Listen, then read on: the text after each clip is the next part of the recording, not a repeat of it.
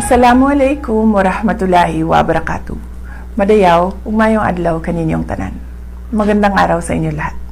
Ngayong araw, ibabahagi ng Office of the Vice President sa inyo ang naging resulta ng taus-pusong serbisyo at katapatan sa bayan sa buong taon ng 2025. Medical and burial assistance.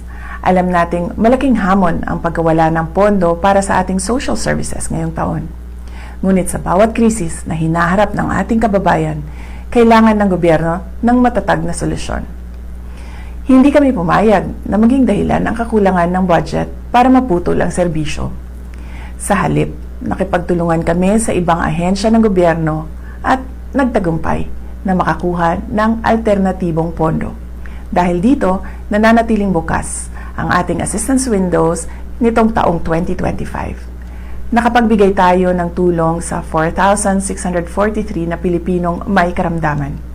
At nakatulong ang ating burial assistance sa 1,377 beneficiaries. Ito ang pruweba na kung may puso at paninindigan para maglingkod, laging may paraan para tulungan ang ating mga kababayan. Disaster relief and relief for individuals in crisis and emergencies program. Ang OVP ay laging handa sa panahon ng krisis.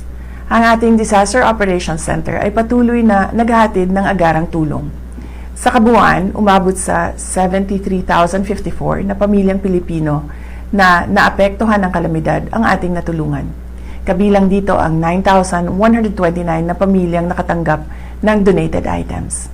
As part of our rapid response to the 6.9 magnitude earthquake in Cebu, and the Mount Canlaon eruption, OVP distributed 2,514 bags of 25 kilo rice. Kamakailan, personal kong pinangasiwaan ang relief operations sa Negros Occidental at Cebu para sa mga pamilyang sinalanta ng magkasunod na bagyong Tino at Uwan. Hindi rin natin kinalimutan ang ating mga bayaning frontliners at rescuers. Ang Kalusugan Food Truck ay nakapagpakain ng 1,866 na volunteers, rescuers at frontliners. Sa pamamagitan ng ating RICE program, nakapaghatid tayo ng kabuang 56,575 bags of rice and essential food items sa mga response zones.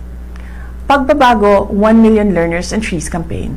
Ang ating pagbabago campaign ay ang ating pamumuhunan sa kinabukasan ng ating bansa. Ngayong taon, nalampasan na natin ang ating target. Nakapagtanim tayo ng higit 1 milyong puno sa buong bansa, 3 years ahead of schedule.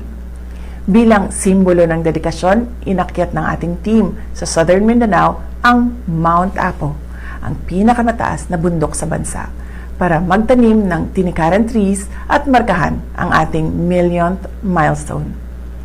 Ang ating Million Learners Campaign naman ay nakapagpamahagi na rin ng 460,272 bags.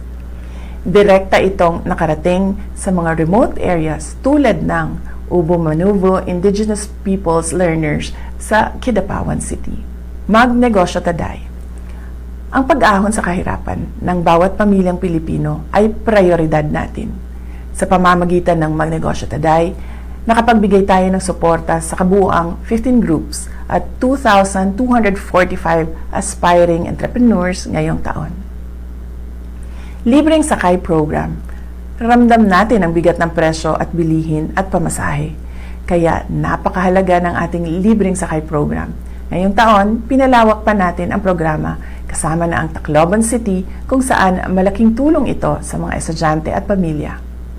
Ang libreng sakay ay nagbibigay ginhawa sa budget ng mga pamilya upang mapunta ang pera sa pagkain at edukasyon.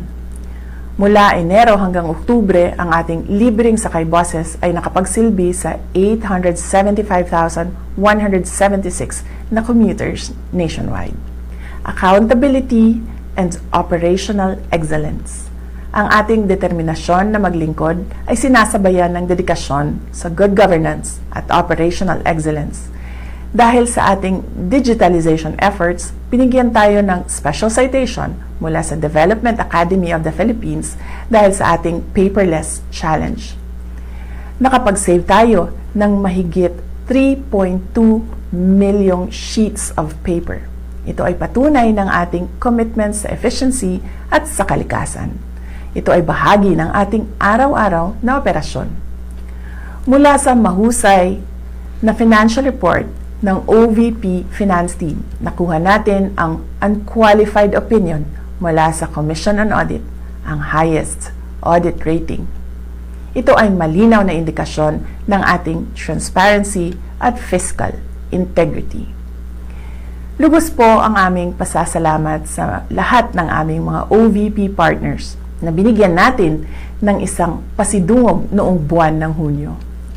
Ang inyong pakikipagtulungan ay kritikal upang matagumpay naming maihatid ang napapanahon, mahusay at makabuluhang serbisyo publiko sa ating mga kababayan. Mga kababayan, patuloy tayong lalaban sa kasakiman ng mga iilang mataas na opisyal ng ating pamahalaan.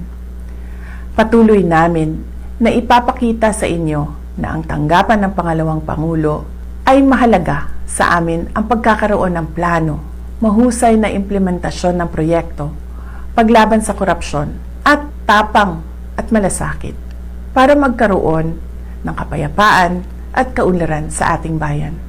Patuloy po tayo maging matatag sa mga hamon ng krisis at patuloy na maging mapagmahal sa ating bayan.